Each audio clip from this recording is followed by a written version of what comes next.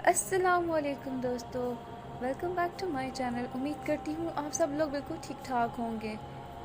आज मैं आपके लिए लेकर आई हूँ एक बहुत ही मज़ेदार सी कहानी जिसका नाम है आमिर बाबा और जादूगर। दो दोस्त 12 साल का उमर और 10 साल का फराज रात को नींद ना आने की वजह से बिस्तर से उठकर अपने घरों के पास वाले जंगल में निकल पड़ते हैं। जब दोनों एक दूसरे को देखते हैं तो बातचीत शुरू हो जाती है। फराज: अरे उमर, फराज: तुम यहाँ क्या कर रहे हो? क्या तुम्हें भी नींद नहीं आई? फराज: नहीं। वैसे क्या तुमने वो रोशनी देखी? उमर ने कहा, मतलब वो रोशनी जो अभी जंगल की तरफ से उभरी थी? फराज: हाँ। उमर ने कहा, चलो जाकर देखते हैं क्या माजरा है। फराज ने कहा, ठीक है। दोनों जंगल की तरफ बढ़ने लगे। कुछ देर चलने के बाद उन्हें जंगल के बीचों बीच दो लोग दिखाई देते हैं। वो चुपके से झाड़ियों में छुपकर देखते हैं। उनमें से एक शख्स देखने में कोई आमिर बाबा लगता था और दूसरा शायद कोई जादूगर था। दोनों की आवाज़ें गूंज रही थी जैसे कोई मुकाबला चल रहा हो। जादूगर के हाथ में एक छड़ी और बाबा जी के हाथ में एक अंगूठी थी।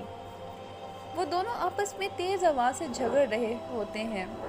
जादूगर: जो चाहे कर लो आमिर, मगर मेरी इस जादुई आंख वाली छड़ी का मुकाबला नहीं कर पाओगे।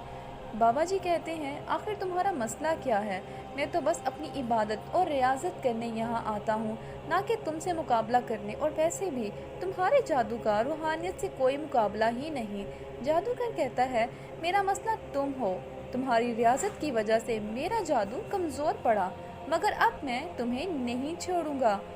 इतना कहकर वो अपनी छड़ी लहराता है और उसे एक लाल रंग की रोशनी बाबा जी की तरफ बढ़ने लगती है।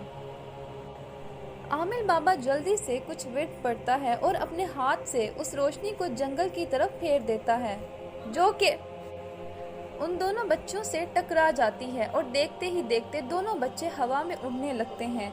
जैसे ही उस आमिर बाबा की नज़र उन बच्चों पर पड़ती है, वो कुछ और विर्द दोहरा कर बच्चों की तरफ इशारा करता है और बच्चे वापस ज़मीन पर आ जाते हैं और वो आमिर बाबा फिर जादूगर से लड़ने में मशगूल हो जाता है। उमर कहता है, आखिर ये सब क्या हो रहा है? फराज कहता है, एक मज़ेदार सी लड़ाई चल रही है। और क्या? उमर कहता है, चुप करो, हमें इस बाबा की मदद करनी चाहिए। फराज कहता है, हाँ, मैं भी इन्हीं की तरफ हूँ। उमर कहता है, लगता है जादूगर की सारी ताकत उस छड़ी में है, इस छड़ी को इससे लेना पड़ेगा। इतने में जादूगर एक नया मंत्र पढ़ना शुरू कर देता है, मगर बच्चे इसका मंत्र शुरू होने से पहले झाड़ियों से बाहर आकर उस पर पत्थर फेंकना शुरू कर देते हैं। जादूगर मंत्र भूलकर गलत पढ़ देता है और एक अपने ही जादू से एक बिल्ली में तब्दील हो जाता है।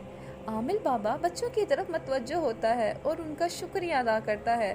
बाबा उनसे कहता है, वाह बच्चों, तुमने तो कमाल कर दिया, क्या मैं तुम्हारे लिए कुछ कर सकता हूँ? फराज कहता है, बिल्ली को उठा कर कि ये मुझे तो हमेशा से एक बिल्ली ही चाहिए थी। उमर कहता है, बाबा जी हमें बताइए कि ये सब क्या था? बाबा जी कहते हैं, दरअसल मैं अक्सर अपना अमल पढ़ने और मुराकबा करने यहाँ आया करता हूँ, मगर आज इस जादूगर ने मुझसे लड़ना शुरू कर दिया। मगर तुम बच्चों ने बहुत बहादुरी दिखाई, तुम चाहो तो इस बिल्ली को रख सकते हो।